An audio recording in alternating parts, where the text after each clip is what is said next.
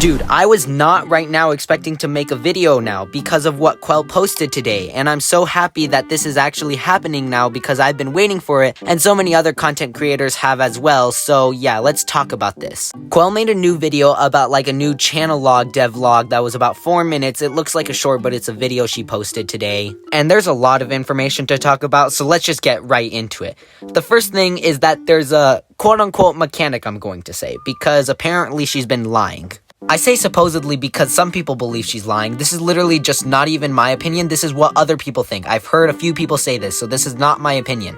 I say this because she says she wants to change the mechanics of some old Twisteds just so that they're better and we don't have a bunch of repeats and people saying, oh, I'm faster than the average Toon. That one channel log is still very relevant of what Joey Sticks, I think, said of the Squidward, because he said that we had a new UI, so that means that we'll be able to actually get cooler and better Twisted mechanics, because that's what I want for gameplay-wise. So yeah, let's hope that it actually happens. And I say quote-unquote mechanics because she showed the example of Sprout this week about how this UI is going to be different, where he can now follow Cosmo, and my first reaction was, no, ships, not again.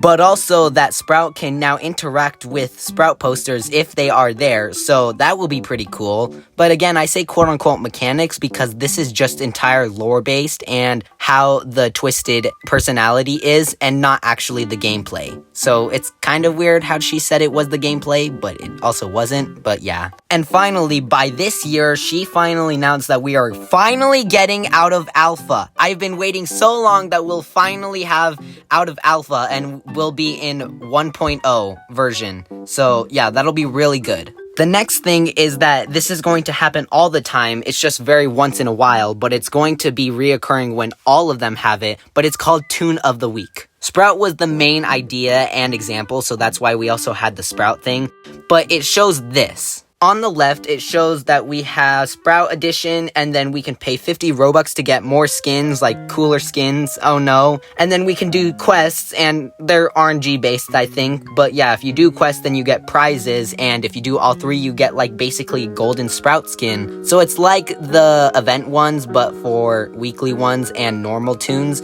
But yeah, these are RNG, and people hate how it was RNG. It says subject to change, so let's hope it's not RNG because people are really wishing it's not. And overall, when the Toon is in their week, you can also have a new video VHS tape that will appear sometime in the game when you're in an actual game. So yeah, that's cool, I guess. She also said that the idea of comments in the video would help for if anybody wanted something very specific like Toon or Twisted changes, and I said skin randomization.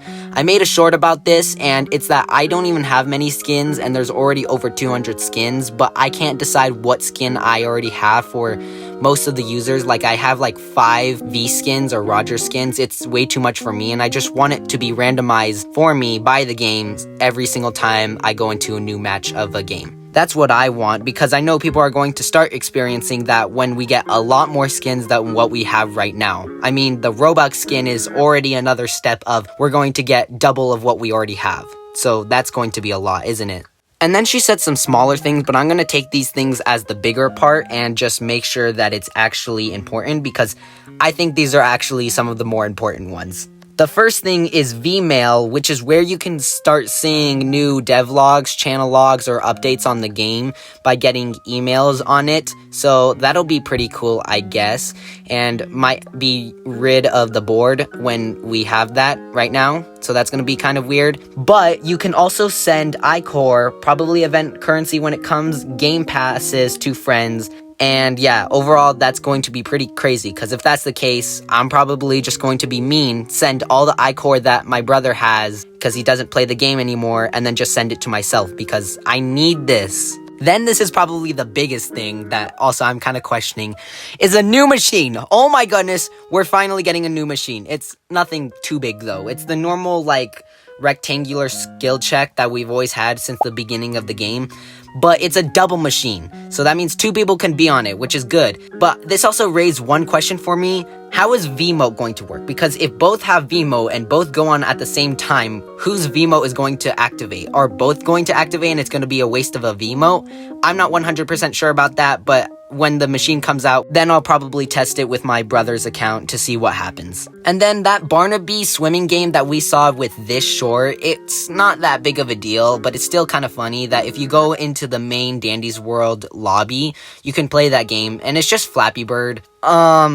Just a little small life story is that my friend has an algebraic calculator because he's in the highest math, and yeah, he downloaded Flappy Bird on it for some reason. It's actually really difficult, but I got 36 and he's never even gotten over 15 that he banned me from using his calculator ever again. It was kind of odd.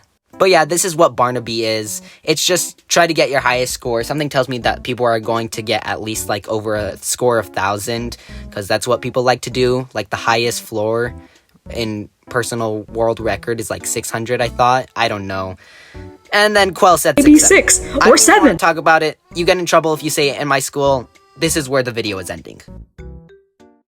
Okay, I'm kind of joking. I have to say an outro, I guess. But yeah, that's what's happened.